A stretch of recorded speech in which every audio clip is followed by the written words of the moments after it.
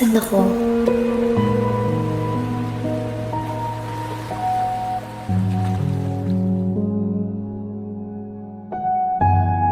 Nasaan ako sa mga pangarap mo nakasama ako sa pagbuo nito? At walang bukang bibig kundi, kailangan mo ako. Ngayong mga oras na naabot at matayog ng iyong mga lipad, heto ako sa ibaba, nakatingala at namamangha sa pagbuka ng iyong mga pakpak na parang nais ipaalala sa iyo. Sa lupa ay kailangan mo rin umapak. Ramdam mo pa ba ako? Ako na sa tuwing kailangan mo, kailangan nyo, nandun ako. Ako na sa tuwing malungkot ka, kayo, nandun ako. Nasa tabi mo lang ako. Ako na sa tuwing nasasaktan ka, ako ang tinatawag mo. Oo, ako. Ako na mahal ka. Pero pinili mong saktan ako. At para sa'yo wala lang ako. Nasaan ako? Kilala ko pa ba ang sarili ko? Kung sino ba ako at kung ano ako? Nasaan ako sa mga buhay niyo na tila napaka-perpekto kapag nandun ako? Nakalimot ka na ba? Oo, para akong nahihibang naghahanap sa sarili. Sarili na inangkin ng mga taong minahal ko na akala ko ay akin. Subalit ito ay isang pagkakamali. Pagkakamali na sana ayoko nang maulit sapagkat napakasakit. Napakasakit na merong mga taong manggagamit. Ako ngayon ay nagising. Tila isang bangungot ang mga sugat na hanggang ngayon ay hindi pa gumagaling.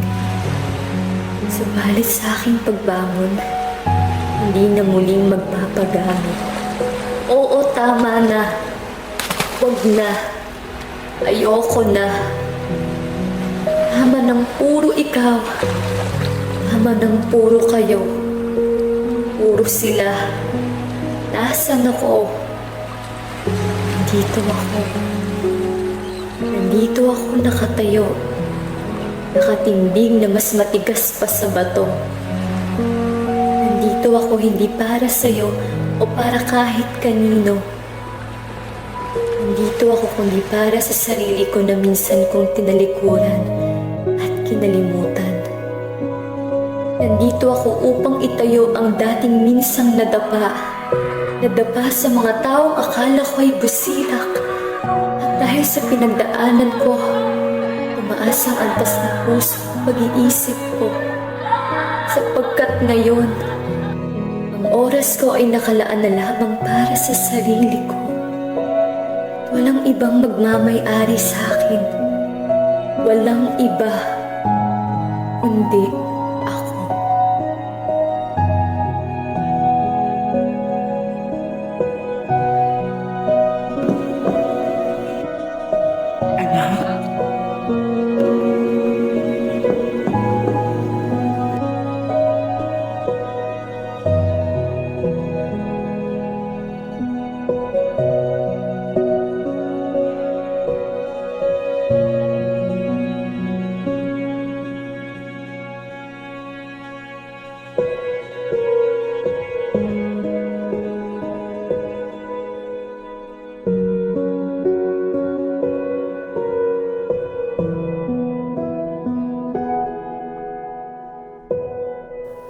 Happy anniversary.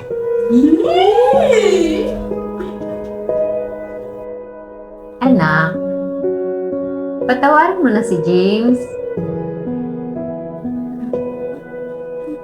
Ibigay mo na yung favorite niya. Hindi lang favorite mo.